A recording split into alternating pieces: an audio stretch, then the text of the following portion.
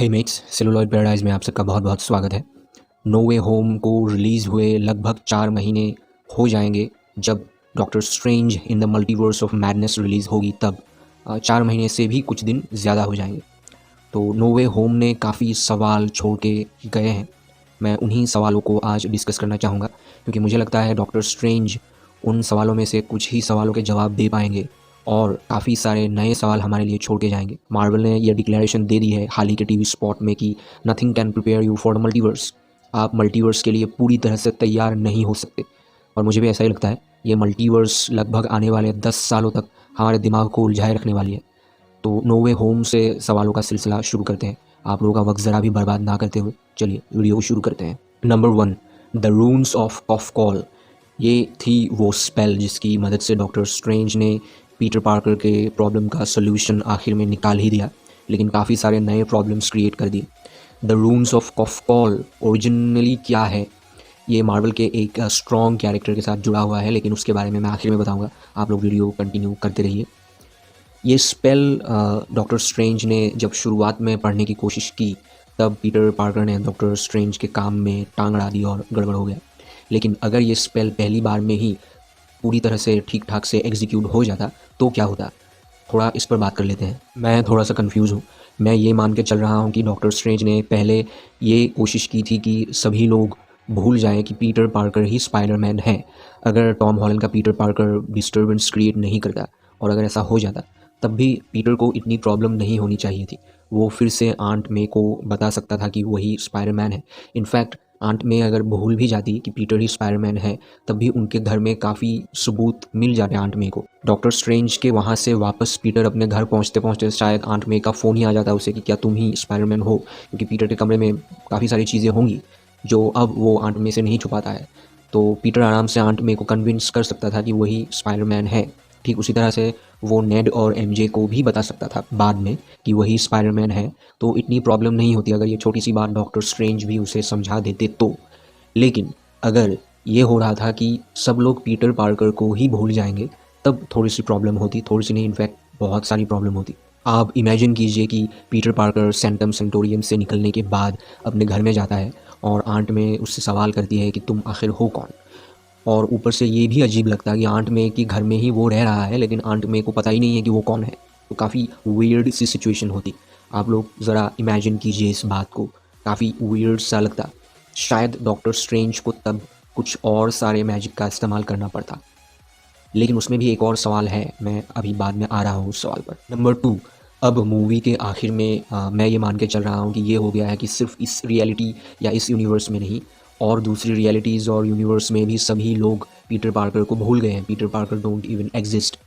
लेकिन आप लोग फिर से इमेजिन कीजिए कि नेड, एमजे और फ्लैश इन लोगों ने अगर अपने सोशल मीडिया अकाउंट में फेसबुक, इंस्टाग्राम, व्हाट्सएप, टिकटॉक इन सब में अगर पीटर के साथ फ़ोटोग्राफ्स शेयर की है तो उन फोटोग्राफ्स का क्या होगा? स्कूल प्रोजेक्ट्स का क्या होगा जो अगर उन्होंने साथ में मिलके किए हैं तो? कुछ अगर वीडियोज़ वगैरह है पार्टी के या कुछ फेयरवेल के तो उनका क्या होगा? वो सारी चीज़ें तो शायद अभी भी मौजूद हैं क्योंकि उन सारी चीज़ों को मिटाया गया है, ऐसा मूवी में नहीं दिखाया गया है। तो ये भी एक वियर्ड सी सिचुएशन है। एमजे के मोबाइल में शायद पीटर के साथ उसके फ़ोटोग्राफ्स हैं लेकिन उसे याद नहीं है कि पीटर कौन है। नंबर 3, सबसे बड़ा सवाल, जितने भी विलेंस हमने स्पाइडरमैन नो वे होम में देखे वो सभी विलेंस सिर्फ अलग रियलिटी से ही नहीं, अलग अलग टाइम से भी आए हैं। मतलब अलग अलग वक्त से वो इस रियलिटी में टेलीपोर्ट होते हैं। तो ये एक काफ़ी कंफ्यूजिंग सा सवाल है। मतलब वो स्पेल सिर्फ रियलिटी के साथ नहीं, टाइम के साथ भी छेड़छाड़ कर जाता है और ये इनफैक्ट कैसे पॉसिबल है।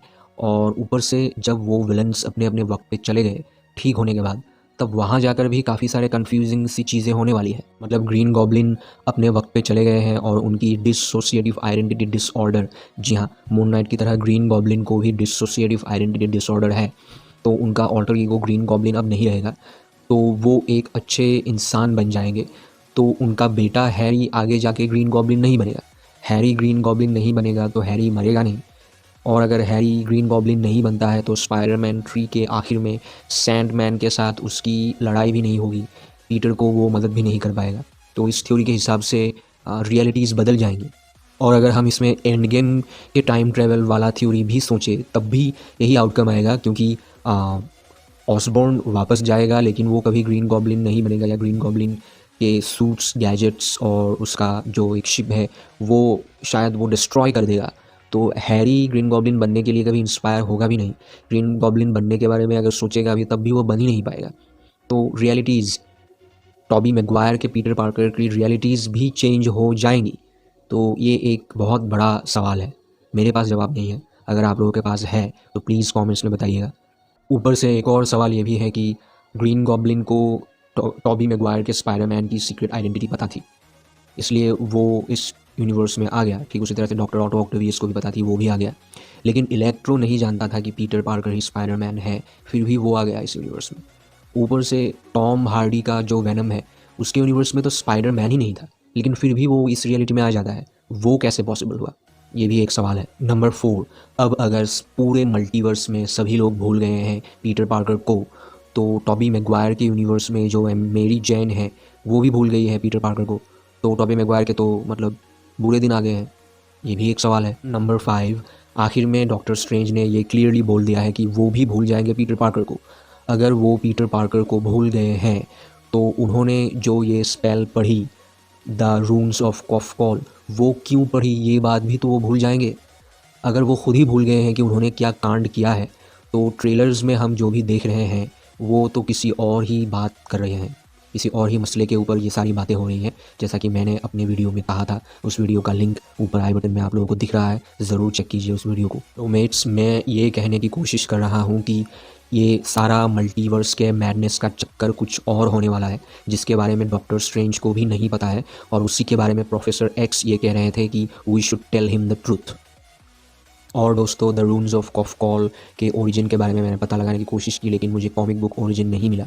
लेकिन एक थ्योरी मुझे मिली कि द रून्स रिलेटेड है ओडिन से।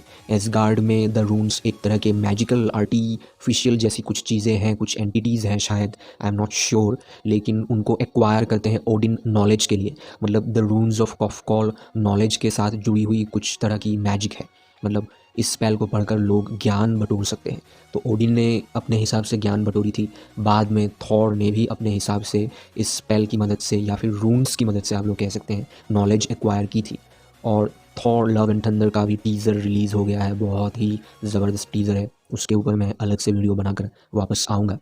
लेकिन द रून्स ऑफ कॉफकॉल जुड़ा हुआ है एसगार्ड और ओडिन के साथ, और चूंकि टीज़र आ गया है, जुलाई में आने वाला है थॉर फिर से वापस, तो शायद मल्टीवर्स ऑफ मैडनेस के connection Thor love and thunder के साथ भी हो सकते हैं।